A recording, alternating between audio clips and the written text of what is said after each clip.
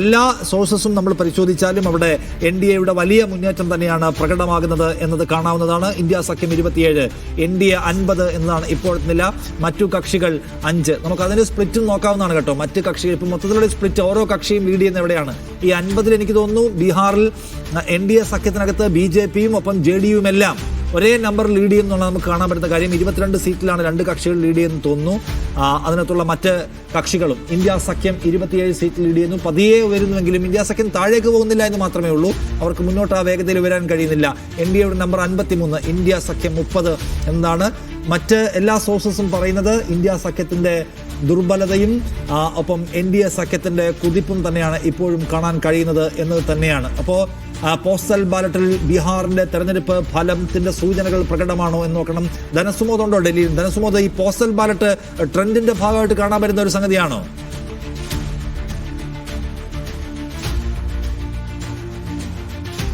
ആദ്യഘട്ടത്തിൽ തുടക്കത്തിൽ പല ബൂത്തുകളിലും പോസ്റ്റൽ ബാലറ്റ് എണ്ണിക്കഴിഞ്ഞപ്പോൾ ഇന്ത്യ സഖ്യത്തിന് ഒരു നേരിയ ഒരു മേൽക്കൈ ഉണ്ടായിരുന്നു. പക്ഷേ അത് പിന്നീട് അത് മറികടന്ന് പോകുന്ന ഒരു കാഴ്ചയാണ് കാണുന്നത്. അപ്പോൾ തന്നെ ഒരു ആദ്യം കറുത്ത കുതിരയാകുമോ എന്നുള്ള ഒരു ആശങ്കയും പ്രതീക്ഷയും ജൻസുരാജ് പാർട്ടിക്കുണ്ടായിരുന്നു. പക്ഷെ ഒരു ഘട്ടത്തിൽ ജൻസുരാജ് പാർട്ടിയുടെ പ്രവർത്തകർ അല്ലെങ്കിൽ സ്ഥാനാർത്ഥികൾ പോലും BJPയിൽ ചേർന്ന സ്ഥിതിക്ക് ഇതൊരു ചത്ത കുതിരയാണെന്ന് വിധി എഴുതിയിരുന്നു. പക്ഷേ ഇപ്പോൾ ജൻസുരാജ് പാർട്ടി 2 സീറ്റിൽ ലീഡ് ചെയ്യുന്നു എന്നുള്ളൊരു കാര്യമാണ് ഈ തപാൽ വോട്ട് എണ്ണിക്കഴിയുമ്പോൾ നമുക്ക് മനസ്സിലാകുന്നത്. ഇതുകൂടാതെ മജ്ലിസ് പാർട്ടി ലീഡ് ചെയ്യുന്നുണ്ട്, 2 സീറ്റിലേക്ക് അവരുടെ ലീഡ് വർദ്ധിപ്പിച്ചിട്ടുണ്ട്. ഇതുകൂടാതെ VIP, ഇന്ത്യ സഖ്യത്തിലെ പാർട്ടിയായ VIP 1 സീറ്റിൽ ലീഡ് ചെയ്യുന്നുണ്ട്. ഇടതുപക്ഷം അവിടെ CPI-ML മത്സരിക്കുന്നത് ഇന്ത്യ സഖ്യത്തിനോടൊപ്പമാണ്, അവർ 1 സീറ്റിൽ ലീഡ് ചെയ്യുന്നുണ്ട്. പക്ഷേ എങ്കിലും ഈ ഒന്നാം ഘട്ടത്തിന്റെ ഒരു ആദ്യ ഭാഗം കഴിഞ്ഞു കഴിയുമ്പോൾ ഒരു ലീഡ് NDA തന്നെയാണ് ഇപ്പോൾ നേടിയിരിക്കുന്നത്. സാധാരണ ഈ തപാൽ വോട്ട് എണ്ണിക്കഴിഞ്ഞപ്പോൾ ഹരിയാന ഉൾപ്പെടെയുള്ള സ്ഥലങ്ങളിൽ കോൺഗ്രസിന് വലിയ തരത്തിലുള്ള മേധാവിത്വം ഉണ്ടായെങ്കിലും പിന്നീടാണ് വലിയ അട്ടിമറി നടന്നത്. പക്ഷേ ഇതൊരു മുൻകൂട്ടി കണ്ടതുകൊണ്ടാകാം ഇപ്പൊ ഏകദേശം തുടക്കത്തിലെ ഒരു ലീഡ് തന്നെ നിലനിർത്താൻ കോൺഗ്രസിന് കഴിഞ്ഞിട്ടില്ല, RJDക്ക് കഴിഞ്ഞിട്ടില്ല. ഇപ്പോൾ അതിനൊരു മേൽക്കൈ ഇപ്പോൾ NDA നേടിയിരിക്കുകയാണ്. എന്തായാലും കേന്ദ്ര സർക്കാർ നിലനിൽക്കുന്നത് ബീഹാറിലെ JDUവിന്റെ പിൻബലത്തിലാണ്. ആ JDUവിനെ നിലനിർത്തുക ബീഹാറിൽ എന്നുള്ളത് BJPയുടെ വളരെ പ്രധാനപ്പെട്ട ഒരു അജണ്ടയാണ്. ആ അജണ്ട അവർ പൂർത്തീകരിക്കുന്നു എന്നുള്ള സൂചന ഇപ്പോൾ ലഭിക്കുന്നുണ്ടോ എന്നതാണ് പ്രധാനപ്പെട്ട ചോദ്യം. പോസ്റ്റൽ വോട്ട് എണ്ണുമ്പോൾ 59 NDA മുന്നിലാണ്. ഇന്ത്യ സഖ്യം 32 മറ്റുള്ളവർ 6 61 കടന്നിരിക്കുന്നു NDAയുടെ കുതിപ്പ്. ഏതായാലും പോസ്റ്റൽ വോട്ടിലുള്ള ഈ കുതിപ്പ് EVM എണ്ണുമ്പോൾ കാണുമോ എന്നുള്ളതാണ് പ്രധാനപ്പെട്ട ചോദ്യം. കാരണം ഹരിയാനയിൽ വോട്ടെണ്ണിയപ്പോൾ പോസ്റ്റൽ ബാലറ്റിൽ ഇന്ത്യ സഖ്യമായിരുന്നു മുന്നിൽ. പക്ഷേ EVM എണ്ണി തുടങ്ങുമ്പോൾ അത് NDA സഖ്യം മുന്നേറുന്നതായി കാണുന്നു. ഇവിടെയും അതുപോലെ സംഭവിക്കുമോ എന്നുള്ളതാണ് പ്രധാനപ്പെട്ട ചോദ്യം. ഹരിയാനയിലേതുപോലുള്ള ട്രെൻഡ് ബീഹാറിൽ ആവർത്തിക്കുമോ? ഹരിയാനയിൽ പോസ്റ്റൽ വോട്ട് എണ്ണിയപ്പോൾ ഇന്ത്യ സഖ്യം മുന്നേറിയപ്പോൾ ഇവിടെ പോസ്റ്റൽ വോട്ട് എണ്ണുമ്പോൾ NDA ആണ് മുന്നേറുന്നത്. EVM എണ്ണുമ്പോൾ ഈ ഇന്ത്യ സഖ്യത്തിന് മഹാഗഡ്ബന്ധന് മുന്നോട്ട് പോകാൻ കഴിയുമോ എന്നുള്ളത് മാത്രമാണ് ചോദ്യം. ഒരു 8:30 ആകുമ്പോഴേക്കും ഒരുപക്ഷെ EVM എണ്ണി തുടങ്ങുമായിരിക്കും. അതിനുശേഷം കുറെ കൂടി വേഗതയിൽ പല സൂചനകൾ നമുക്ക് അറിയാൻ കഴിയും. ഇപ്പോൾ 64 സീറ്റുകളിൽ NDA മുന്നേറുകയാണ്. ഇന്ത്യ സഖ്യം 32 മറ്റുള്ളവർ 6 മുന്നേറുന്നു. ശരി.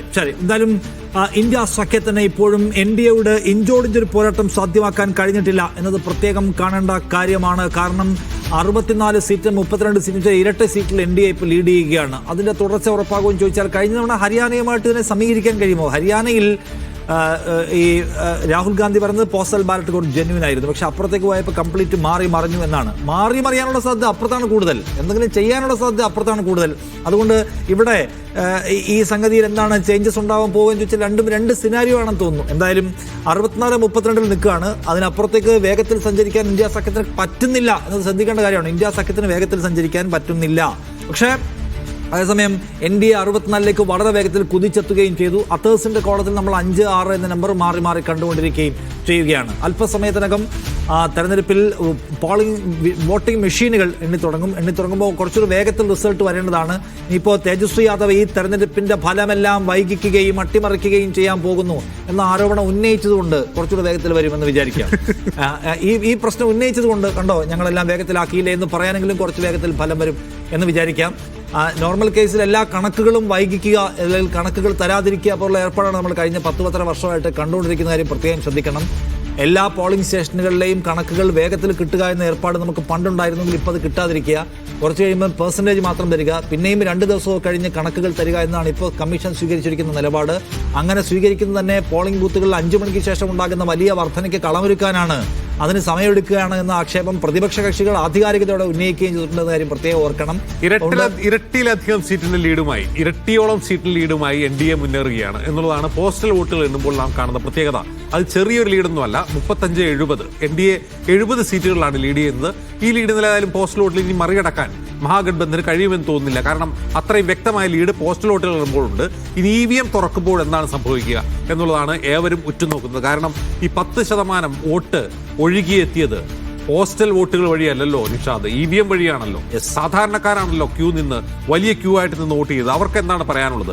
അവരുടെ വോട്ടുകൾ യഥാർത്ഥത്തിൽ EVM-ൽ പതിഞ്ഞോ എന്ന് നമുക്ക് അല്പസമയത്തിനകം അറിയാം. പക്ഷേ അതുകൊണ്ട് തന്നെ ആ നിലയ്ക്ക് EVM-ന്റെ വോട്ട് വളരെ പ്രധാനപ്പെട്ട ഒന്നാണ്. നേരത്തെ മുതൽ നമ്മൾ സംസാരിച്ചുകൊണ്ടിരുന്ന ഒരു കാര്യം, 10% അധികം ഒഴുകിയെത്തിയ ദരിദ്ര മേഖലകളിലെ വോട്ടുകൾ, ദലിത് മേഖലകളിലെ വോട്ടുകൾ, മുസ്ലിം മൈനോറിറ്റി മേഖലയിലെ വോട്ടുകൾ, ആ വോട്ടുകൾ നിർവഹിച്ച ദൗത്യം എന്താണ് എന്നറിയാൻ നമുക്ക് EVM-ലേക്ക് പ്രവേശിക്കുക പ്രധാനമാണ്.